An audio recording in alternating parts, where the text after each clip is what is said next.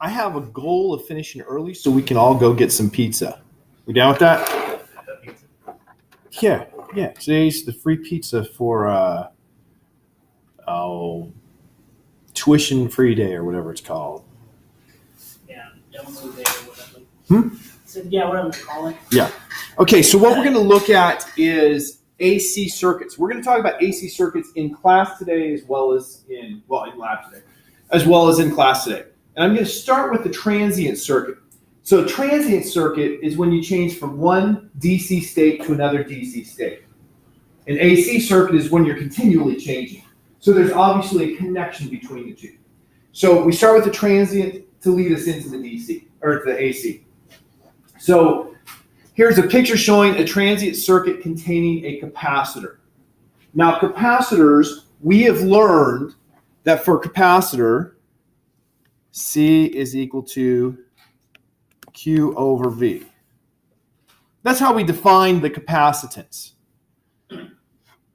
So in this case, we like to take this and say, well, that means the charge stored on one side of the capacitor is equal to C times the voltage difference on the capacitor. Here I've used uppercase. I'm going to change the Q and the V to lowercase.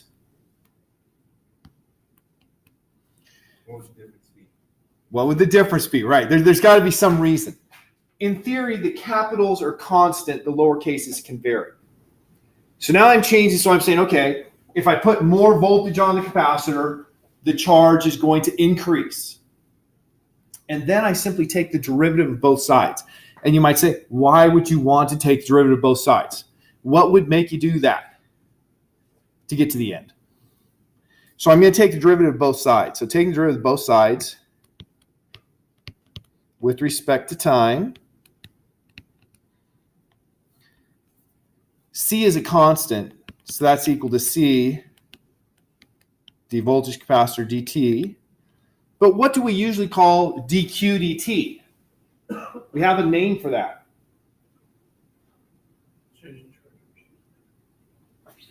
I kick him in the foot softly. That is technically what it means, but we have a name for that. The rate of charge passing, what do we call that?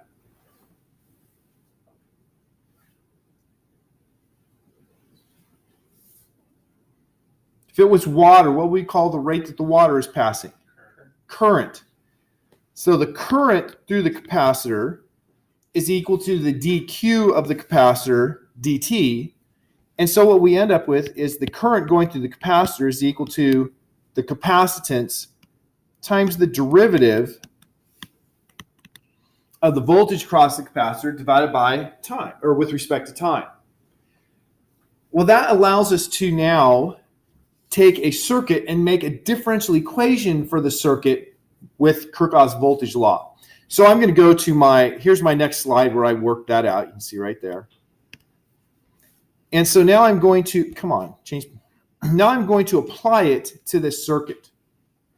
So I'm going to start by setting up the problem.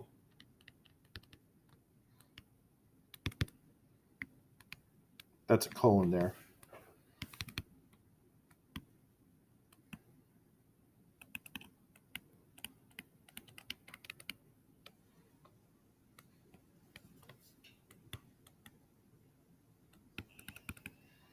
Okay, the switch has been in position A for a long time. And so if the switch has been in position A for a long time, how much current should be flowing? That is, my circuit is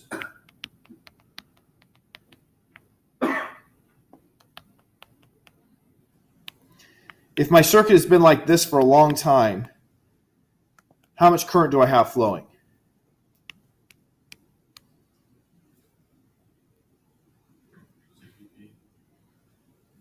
VB would be a voltage.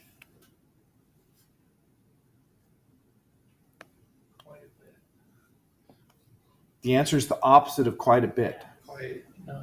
It's there, so there's nothing flowing. There's nothing flowing because we've now passed charge to the capacitor. As charge flows to the capacitor, the positive side of the power supply is putting positive charge on the top of the capacitor until the voltage across the capacitor equals the voltage across the power supply. And when those voltages are equal, then the voltage drop across the resistor is zero. There's going to be no current. And the voltage won't change on the capacitor because the current stopped. So if the switch has been in position A for a long time, then I'm going to have, as a direct result, the current is equal to zero. Now, I flip the switch. So my circuit is now going to be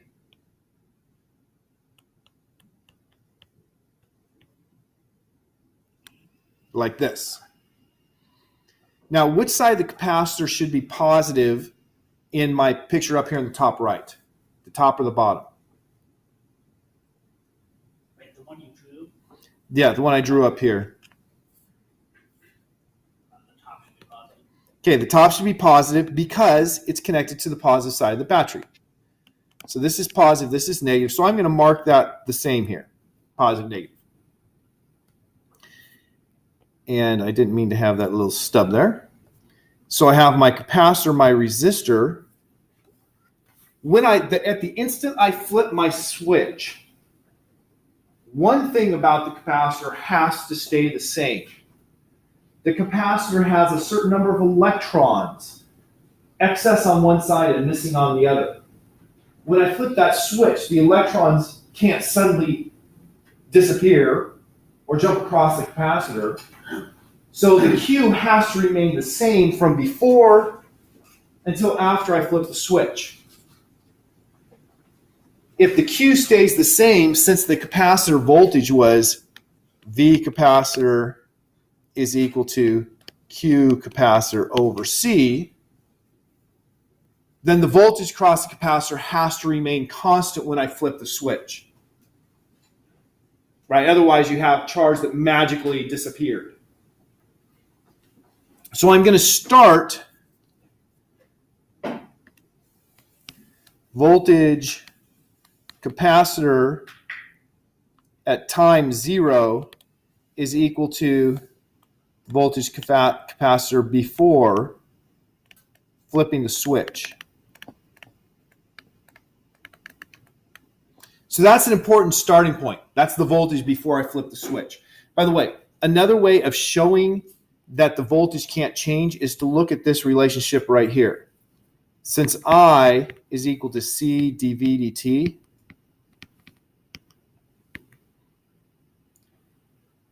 if the voltage instantly changes, what does that make the derivative? Say the voltage goes from 5 volts to 10 volts. What would the derivative of the voltage function be if it instantly changed? To go from 5 to 10 in no time. Would it do the same thing since no time's passed? In any real situation, yes. I'm asking about a fake situation. If the voltage could change from 5 to 10 in no time, what would dV dt have to be? Remember, dV dt, change in voltage. What was the change in voltage I just proposed? 5. What was the change in time? 0. What's 5 over 0? It's infinite. Right, so you would have to have an infinite current for the voltage to change at an instant. Over time it can change, but not in an instant. The current, on the other hand, can change in an instant. It doesn't have that relationship. So the current is going to jump because now my capacitor has a positive voltage, and that voltage difference is going across the resistor. So I am going to make a Kirchhoff's voltage law equation here.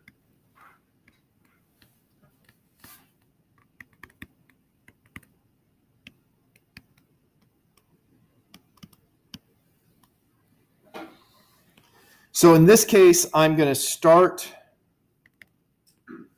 here, go from here to here. So I went up VC, and then I go through my resistor, and I made the current go that way. And so I had a voltage drop through the resistor of IR, and then I get back to where I started. So I have VC minus IR equals 0. Anything shocking about that? No. But I will now replace I with, oh, look, I don't have the equation here. I will now replace I with C dV C dt. Right? That was the relationship we found for the current and the voltage for a capacitor. And so if I put that into my equation, I have VC minus C dVC dt R equals 0. We call this a differential equation because we have a derivative, a differential. That's why it's a differential equation. Did you know that's why they're differential equations? Yeah. So now I want to solve this for VC. So now we go back to the skills that we really learned the first lecture of this semester. If I have a simple differential equation like this is the only kind of differential equation I expect you to be able to solve. If I have a simple differential equation like this, how do I solve it? We blank variables. What's that? Not remove. We move them, we separate them. So the term is separate variables. So I need to have, well, what are my two variables? Let's define them. What are the two variables here? And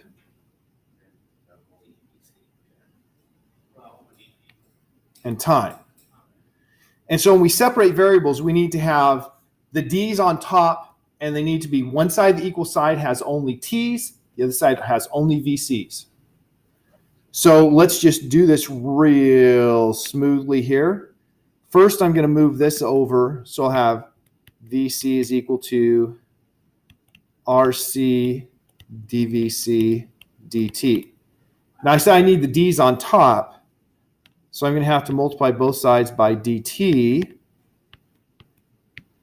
to get the dt on top. But I need to separate the variables. If you look at the left side, it has both variables. So how do I move the VC away from the left side? Divide it. So I just divide both sides by VC.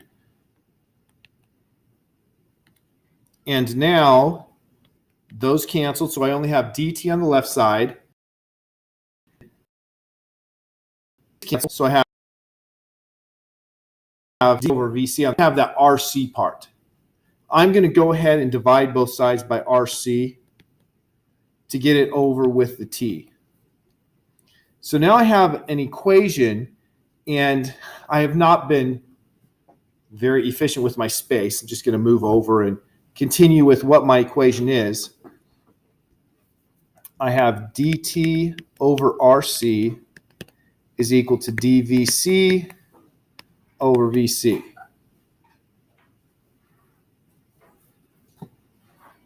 Now what? Now we see I have a sign error, by the way. I'll go back and explain the sign error right now. I can see I have a sign error, and I can explain why.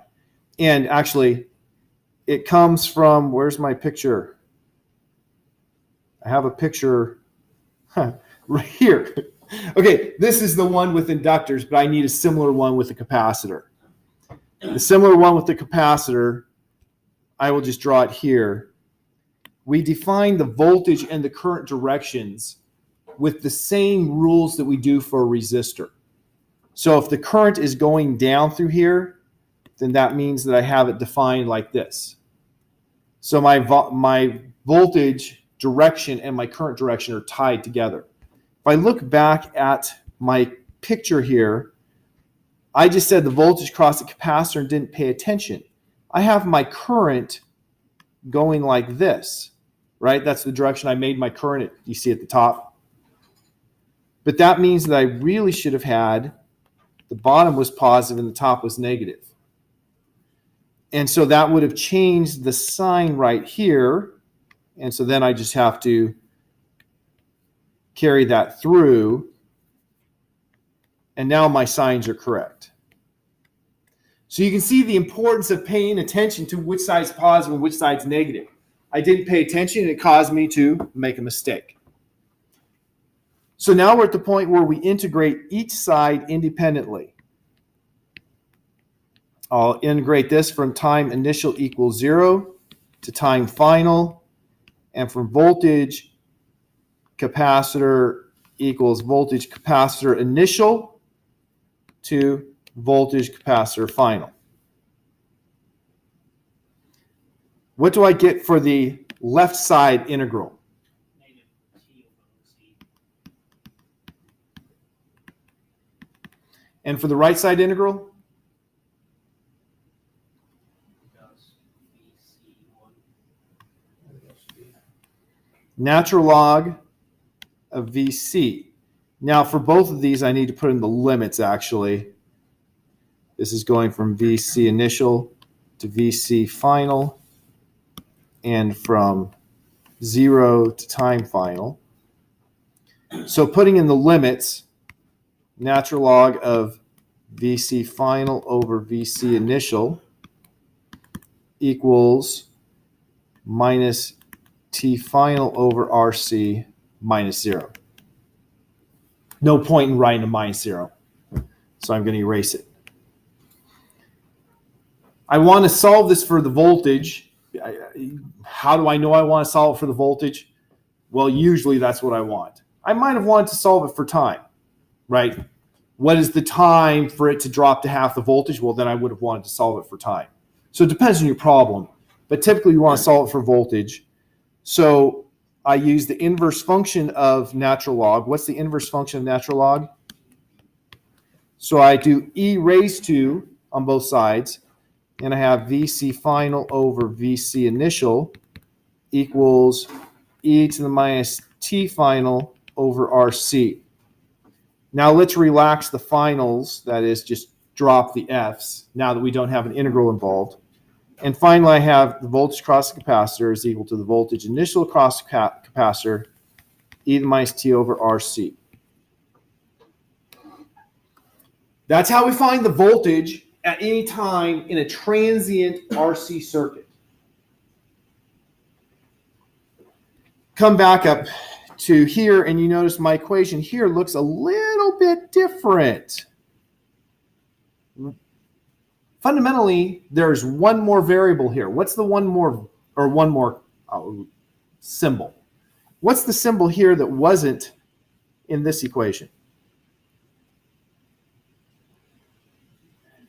The infinity. The reason for that is your circuit doesn't have to be as simple as the one we started with. You could be switching from one power supply to another power supply. And so the V infinity is the voltage is going to reach after an infinite amount of time after you flip the switch.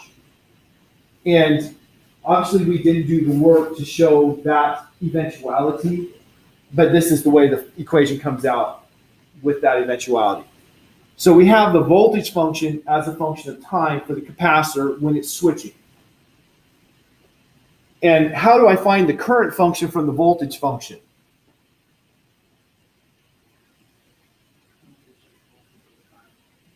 If it was a resistor,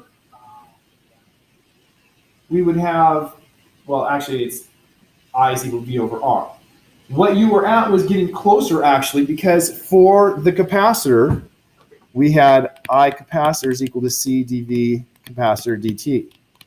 So if I take the derivative of this function and multiply it by my capacitance, that will give me my current. And so we can go from this equation to this equation just by taking a derivative. And notice tau, this time constant right here, is equal to RC. In our derivation, we had minus time over RC. To make our life simple, we put tau there, one less thing to write. It has units of seconds. So that is a transient RC circuit. Now you can also make a transient RL circuit, one that has an inductor.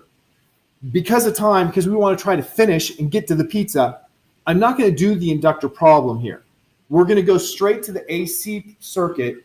We'll look at the inductor in the AC circuit, and then with that knowledge, one can come back and repeat this for the inductor.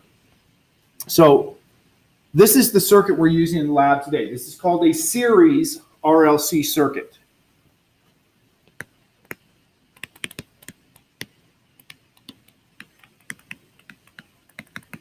And as you might guess, because it's one loop, we're actually going to solve this using Kirchhoff's voltage law. We could have made a parallel RLC circuit,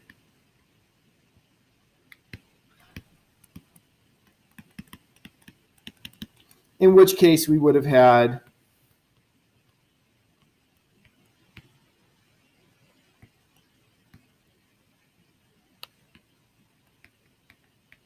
right, that's a parallel RLC circuit. And then we would have used Kirchhoff's current law to get our equation. So there is a fundamental difference in the series circuit and the parallel circuit. And we're only going to look at the series circuit here. So keep in mind, we're limiting ourselves to one of the two common situations. Once we've gone through this, we will simply jump into how we do AC circuits and not do specifically the parallel circuit. So we already know Ohm's law. For a resistor, V equals IR. Notice I have lowercase I and lowercase v, put a subscript R here. Voltage across resistor is current through the resistor times R. With our sign convention, since you took the exam today, Trace, if I have current going like this, which side is the positive side?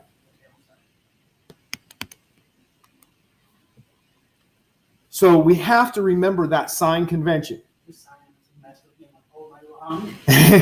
Well, I want to make sure people paid attention to which direction was positive and negative. Here I drew it for the capacitor, and we have the relationship for the capacitor. We've just finished doing that. Now the inductor. Well, I have an AC circuit. I want to go to the inductor. Here's the inductor. With the inductor, the currents like that, we once again define positive and negative for the voltage. And for an inductor, the voltage, following Faraday's law of induction, what we talked about in class yesterday, the voltage has to do with the rate with which the flux is changing. So you see we have the minus sign, which I told you is to remind you to look at Lenz's law. Well, that minus sign is important here because it also ties into our definition of the minus and positive sides compared to the current. So that minus sign is important. And of course, in class yesterday, I said delta flux over delta time. That's because they can't do derivatives. We have a special power. We can do derivatives, and so we show the correct equation. It's Faraday's law of induction is the voltage is minus n d flux dt. Now for an inductor is made by wrapping wire into a coil.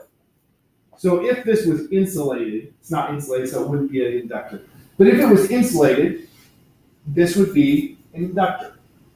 The inductor, if you put current through it, it creates a magnetic field. But as that magnetic field is built, that changing magnetic field is going to induce a voltage on this. We sometimes would call this a back EMF. If you look at the homework that's due tomorrow, it's called a back EMF. And so the voltage we get for the inductor is the back EMF that you're using in the homework problem. And how do we calculate that? Well, like we said, it's the derivative. Since it's a fixed coil, the magnetic field is going to be mu.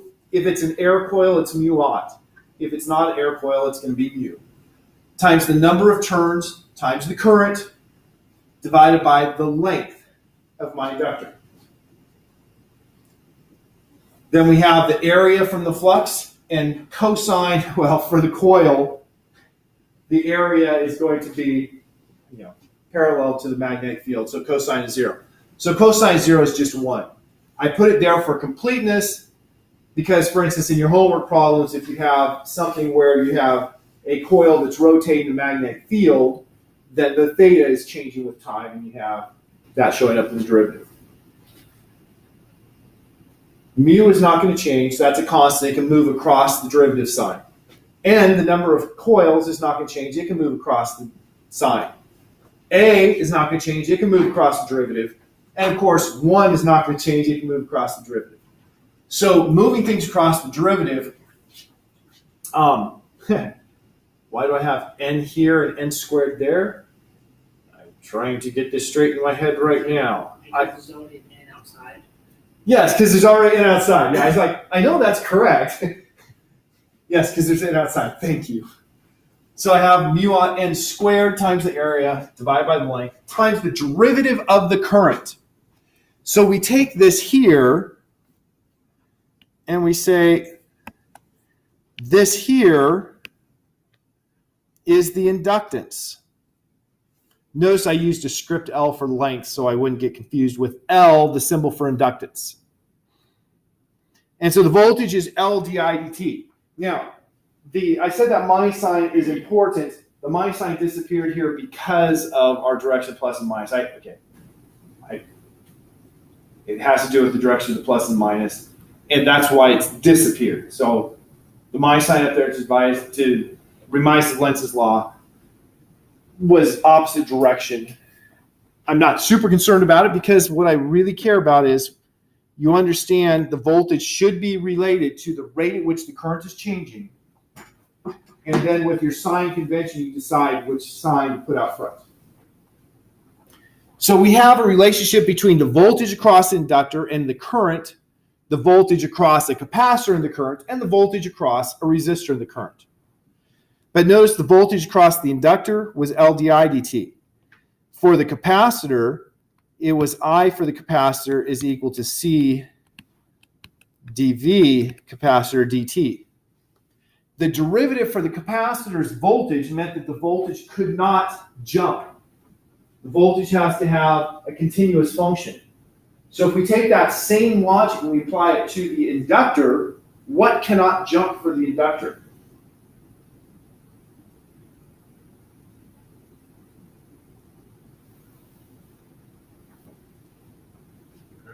The current, right. Because if the current had a discontinuous jump, that means di dt would be infinite, and you'd have to have an infinite voltage.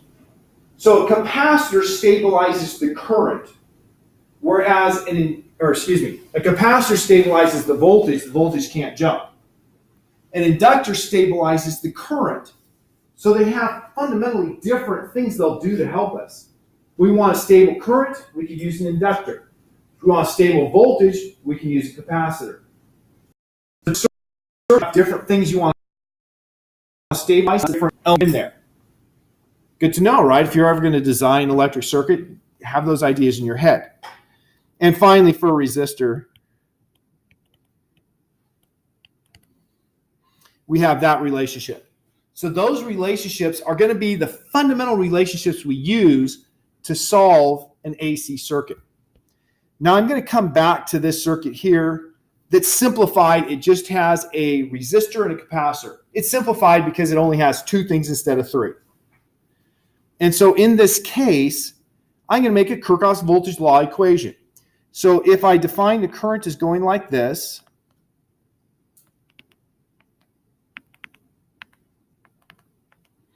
then I'm going to have voltage from my source minus I times resistance minus VC, and I'll put VC here this time, is equal to 0, right? Now if I substitute, I can substitute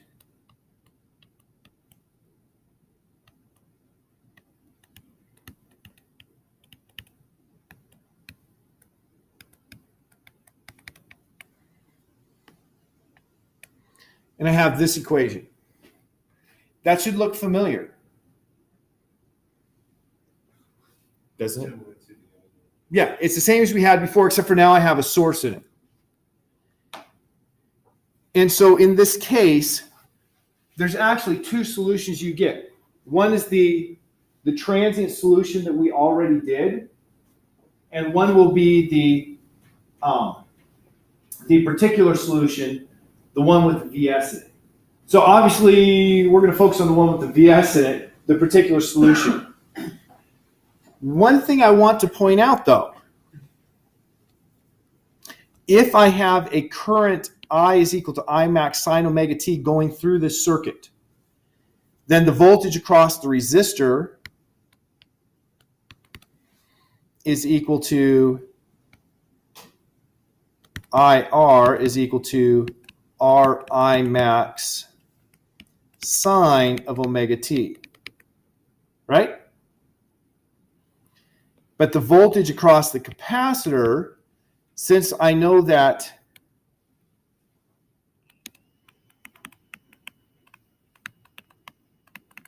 I is C dV dt, I can separate and integrate, so I can say that, and I'm going to actually do this in a different color here.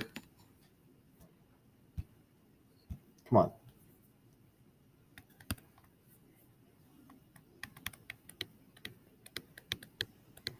Separating variables, I will have IC is this function here.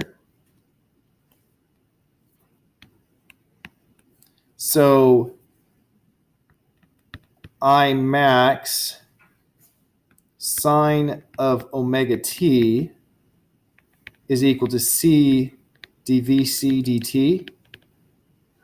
Multiply both sides by dt.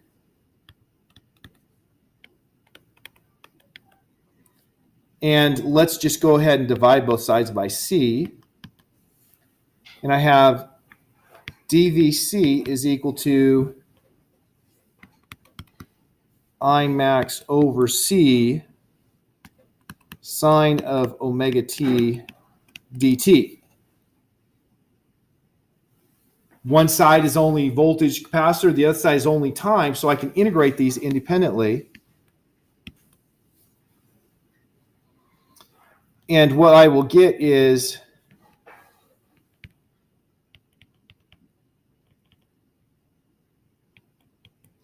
integral of sine is minus cosine over the derivative of the inside. So it's going to be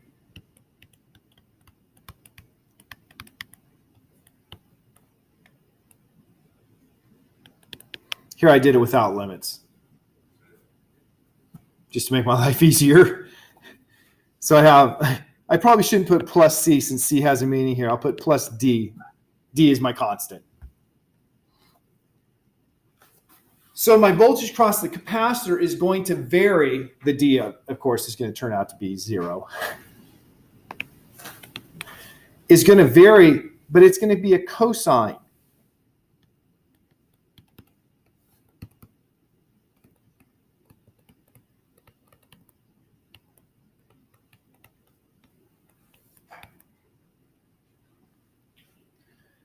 So a cosine instead of a sine. A cosine reaches its peak at a different time than a sine wave, right? A cosine has a positive peak at time equals 0. A sine wave is 0 at time equals 0. Now this is a minus cosine, so it's going to have a negative peak voltage across the capacitor at the time when the current is 0. And when the current is maximum, the voltage across the capacitor is going to be 0.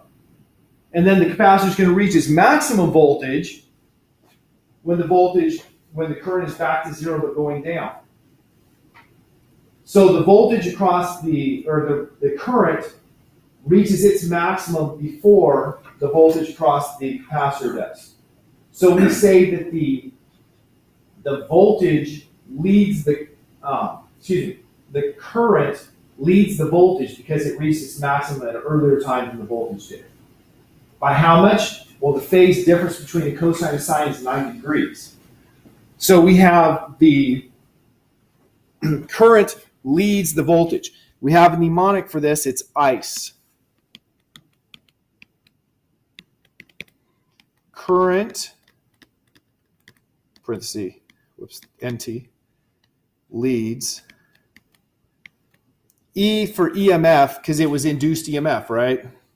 I'm going to put voltage here in a capacitor.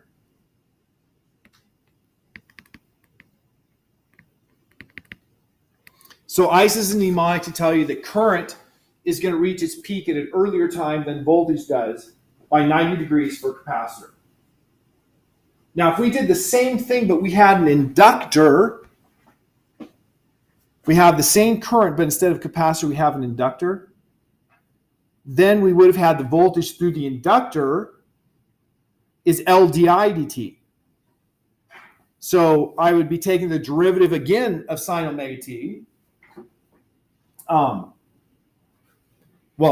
Taking the derivative this time. I took the integral before. Derivative of sine omega t is omega cosine t. So we're back to a cosine. The inductor is also 90 degrees out of phase. But in this case, there's no minus sign introduced. And so the inductor's voltage is going to be at peak before the current reaches its peak by a phase difference of 90 degrees. So we have a mnemonic for that as well, and that's Eli. And so the entire mnemonic is Eli, the ice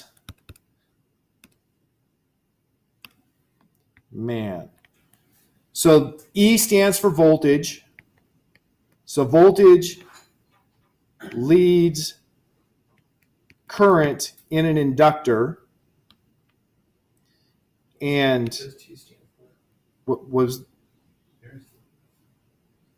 you shush? He's my son, and he's trying to interrupt to make me make mistakes. What's your question? No, I was wondering what he was trying to say about it. No, he was saying, what does the T and the stand for? Notice I put the and man in lowercase because those don't stand for anything. Eli the Iceman, Eli and ice are the important things. So the voltage leads the current in an inductor. The current leads the voltage in a capacitor. He's all proud of himself for disturbing my lecture.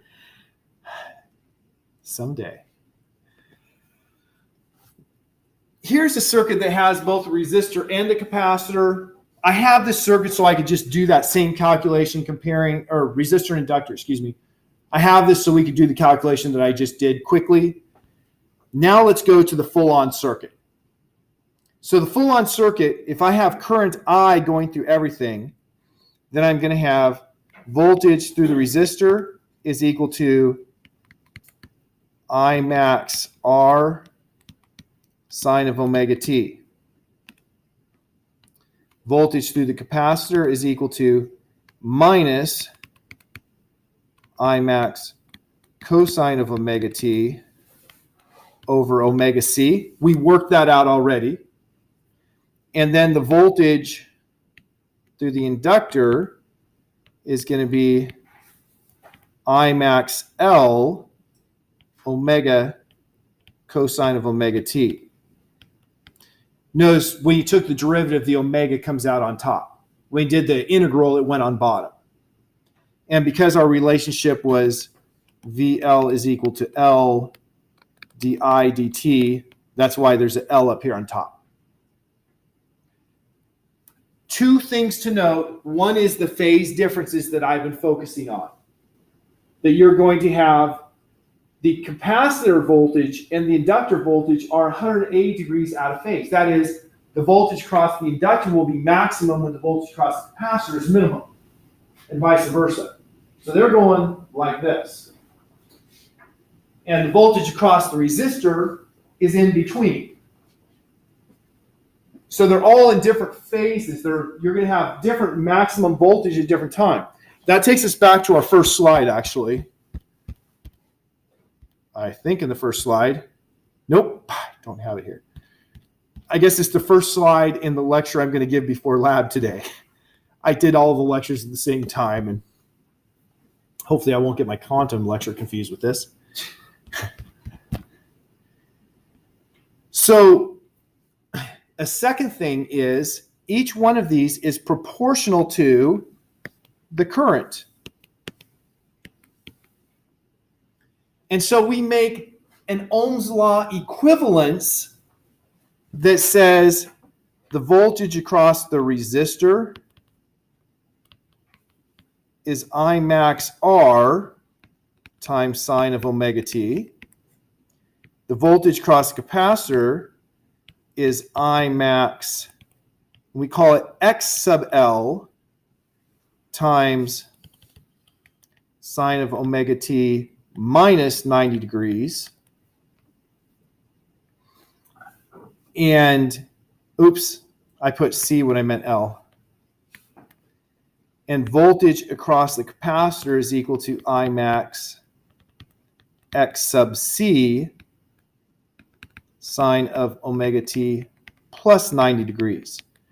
The sine of omega t minus 90 degrees and sine of omega t plus 90 degrees is so I can take my negative cosine and my positive cosine and put them in terms of sine. So remember, cosine of theta is equal to sine of theta plus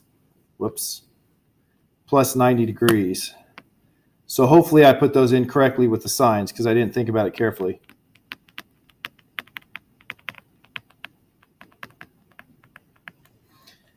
So that means the VL should be plus 90 degrees. Perfect. And this one should be minus 90 degrees. I put them backward. So there's only one thing left, and we're going to go get some pizza. What are XL and XC then? From the work we've done,